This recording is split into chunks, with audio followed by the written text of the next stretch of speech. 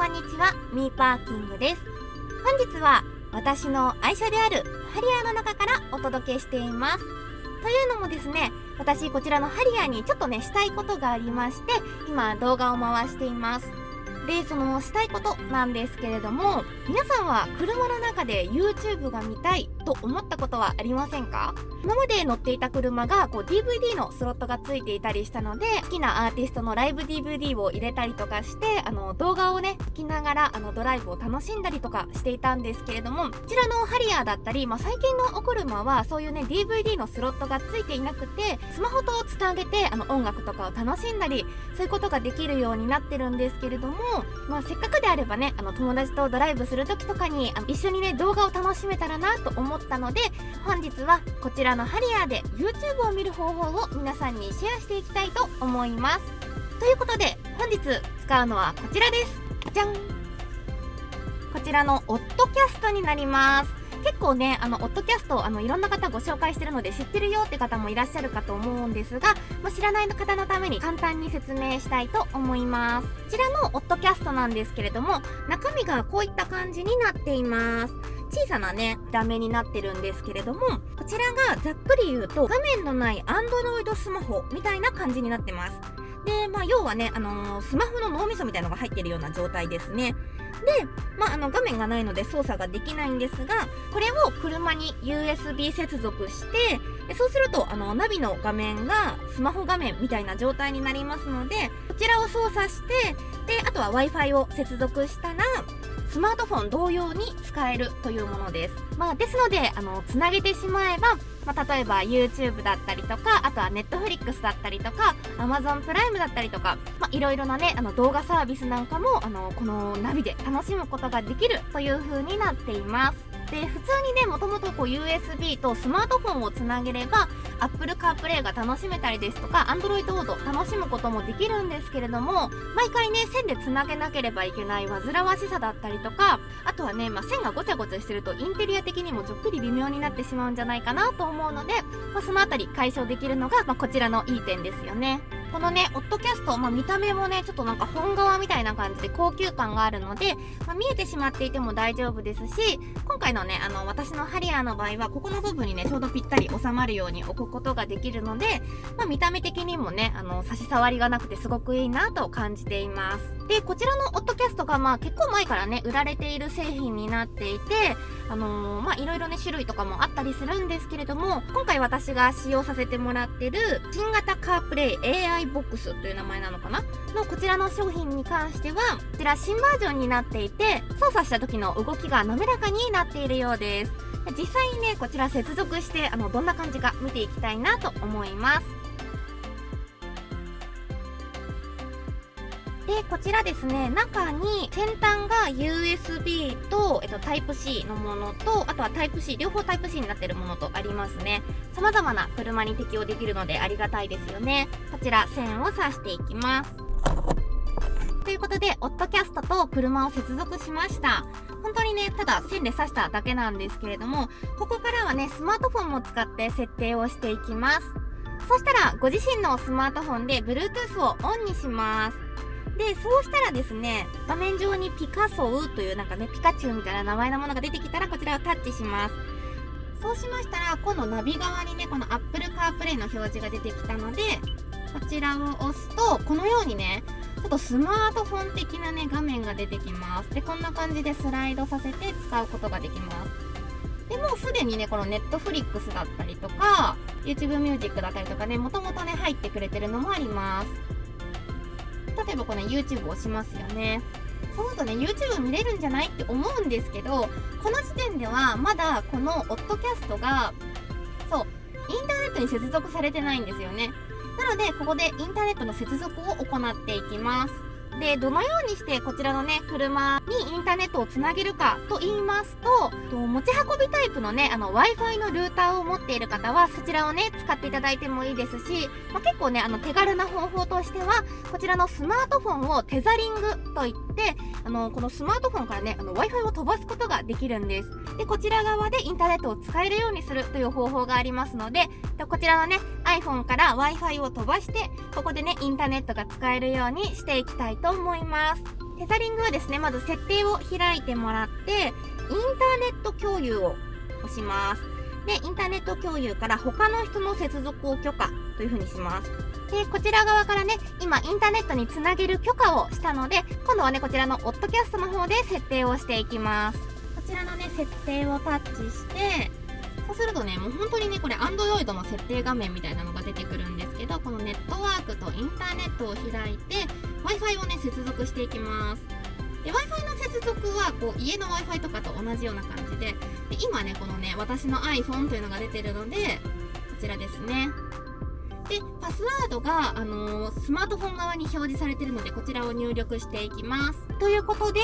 今ね、こちらパスワードを入力したことによって、このスマートフォンのインターネットが、こちらの方でも使えるようになりました。では、行きます。お、つながりましたね。こんな感じでね、YouTube を開くことができました。はい、ということでですね、YouTube に接続できましたので、ちょっとね、動画を探して見てみたいなと思います。実際にね、ちょっとしっかり見れるのかというのも不安な場所ではありますので、ちょっと見てみますね。あ、出てきました。ということでね、こんな感じで、私の動画が出てきました。ということで、ちょっと見てみようかな。あ、すごいすごい。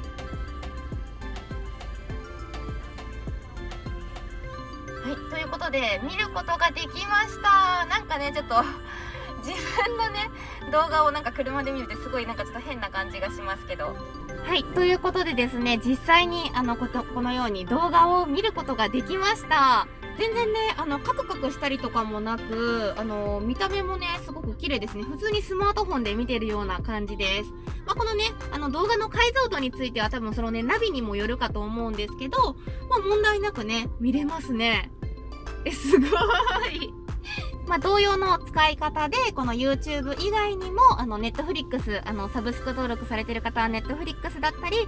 Amazon プライムとかね、そういったものも、アプリをね、入れれば、こちらにプレイストアがついてるので、ダウンロードすることができます。自分の好みでアプリをどんどん入れていくこともできます。で、このね、オッドキャストのストレージの容量自体が 64GB あるので、まあ普通のね、スマートフォンぐらい入ってますよね。なので、まあ容量を気にせずアプリを入れたりとか、あとはね、動画を保存することもできますし、さらにね、こう内蔵メモリもついてるので、拡張をすることもできます。まあこのあたりがね、Android スマホっぽいですよね。なのでね、これのいい点としては、Wi-Fi を接続して、スマホとね、つなげたりとか、Wi-Fi のルーターとつなげたりして、動画を見るということもできますし、SD カードに動画を保存して、オッドキャストに差し込んだりとか、オッドキャストの本体にね、動画を保存したりとかすれば、インターネットのない環境下でも使えるっていうのはすごくいいですよね。テザリングをしてね、Wi-Fi 接続すると、もちろん使えるんですけれども、スマートフォンの方の、モバイルデータ通信量がかかってしまうので、そのあたり気になる方は、容量のね、大きさをうまく利用して使うといいんじゃないかなと思います。で、さらにですね、YouTube だったりそういうね、動画を見るということはもちろんのこと、このね、普通の Android スマホとして使うことができますので、Google マップを使うこともできます。で、Google マップでね、ナビを使ったりもできるので、そのあたり便利ですよね。ここまで聞いて、普通にね、スマホとね、有線で接続するのと変わらないじゃんと思うかもしれないんですが、これのね、いい点としては、毎回車に乗るたびに線で接続しなくてもこのオッドキャスト自体がね覚えてくれているのでエンジンを切ってまたね乗った時にもすぐにねそのまま無線で接続をしてくれます。なんで一回ねこれちょっと電源切りますね。下がっちゃうでまたエンジンをかけます。で、そうするとね、すぐにここに Apple CarPlay と出てくるので、こちらをタッチしてもらえれば、すぐに立ち上がります。でね、毎回ね、有線で接続しなくてもいいっていうのは、これね、結構煩わしくなくて、インテリア的にもスッキリするのでいいんじゃないかなと私は思います。で、私がですね、スマートフォンをAndroid と iPhone と2台持っているので、Android でも設定してみたいと思います。で、設定方法はね、基本的に iPhone と変わりません。ポッドキャストを USB で接続します。で、そうしましたら、まずスマートフォンの方で Bluetooth をオンにします。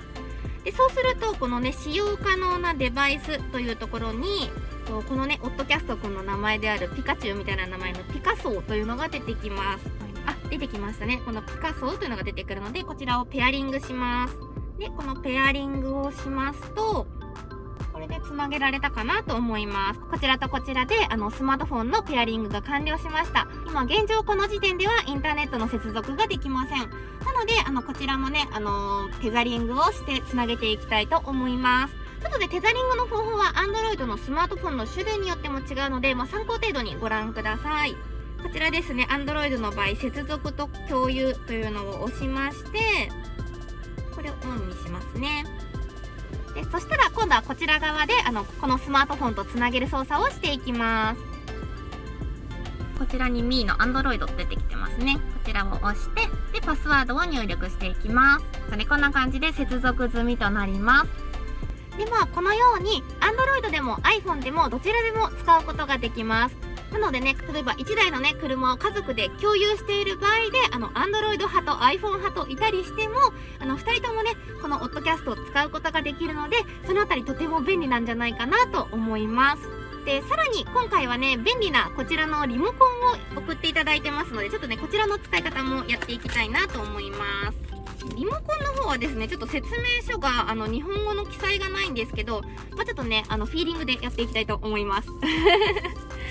運転中にね操作ができなくてもリモコンがあれば後席にね座ってる方が操作することもできたりするので便利ですよね。これなんですが単4電池がね2本ですね必要になります。でこちら電池を入れて蓋をします。で電池を入れましたらこちらね電源が入るとこんな感じで赤く点滅します。そしたら使えるようにするためにまずねこちらもね Bluetooth で接続をしなければなりません。こちらのねオッドキャストの方でまず設定画面を開きます。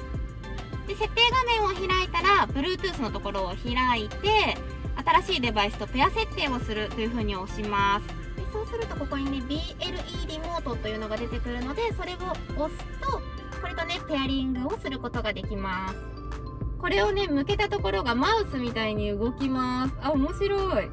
黒いのが動いてるのが見えるでしょうか。でこれで例えば YouTube クリックします。見えるかな。 YouTube が開けますね。戻るときはここのねリターンボタンで戻ることもできます。面白い。でここのね十字キーでこんな感じで右左とかやってここのアイコンを選択することももちろんできますし、なのでね少し離れた後ろの席とかからやる場合はちょっとねマウスだとやりにくい気がするので、ここの上下ボタンで操作した方がやりやすいんじゃないかなと思います。でも面白いですね、この直感的に操作ができるっていうのは。であとは音量を変えたりですとかそういうこともできるので、使い方次第でねどの席に座っても楽しめるっていうのはすごく便利なんじゃないかなと思いました。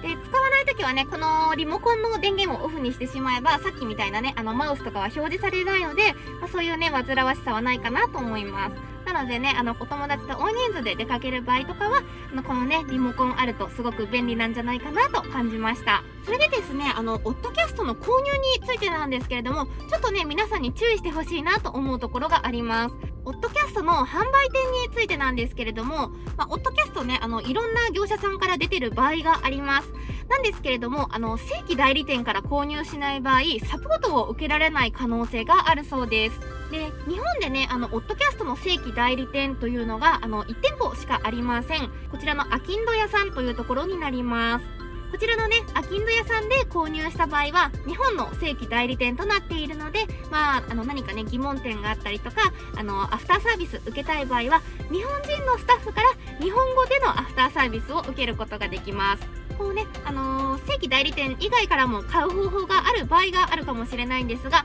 その場合ねアフターサービスなどがちょっとね片言の日本語だったりとかそういう場合があるので、せっかくだったらねしっかり正規代理店の方から購入するといいかなと思います。ちなみにね楽天だったりヤフーショッピングとかでもクーポンとかで結構安く購入できる場合があるので、よかったらね店舗いろいろ覗いてみるといいんじゃないかなと思います。はい、ということでですね、本日はハリアーでのねドライブをさらに快適に楽しいものにしようということで、こちらのハリアーにオッドキャストを接続してみました。このね、オッドキャスト結構ね、前からいろんなところでちょっと噂に聞いていたので気になっていたんですが、想像以上に動きもスムーズで、ちょっとね、外国の製品だと思うので、日本語とかしっかりと表示されるのかなとか、そういう心配とかもあったんですが、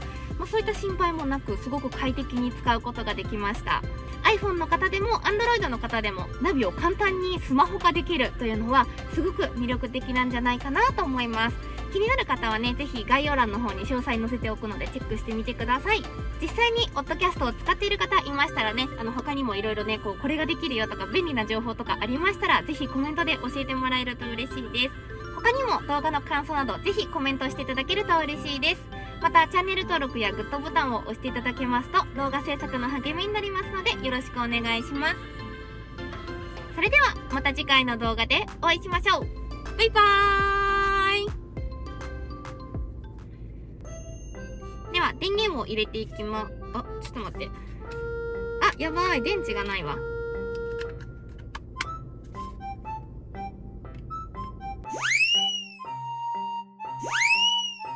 これなんですが、これ単3電池が必要で、単3電池別売りになっているので、ご自身で用意してください。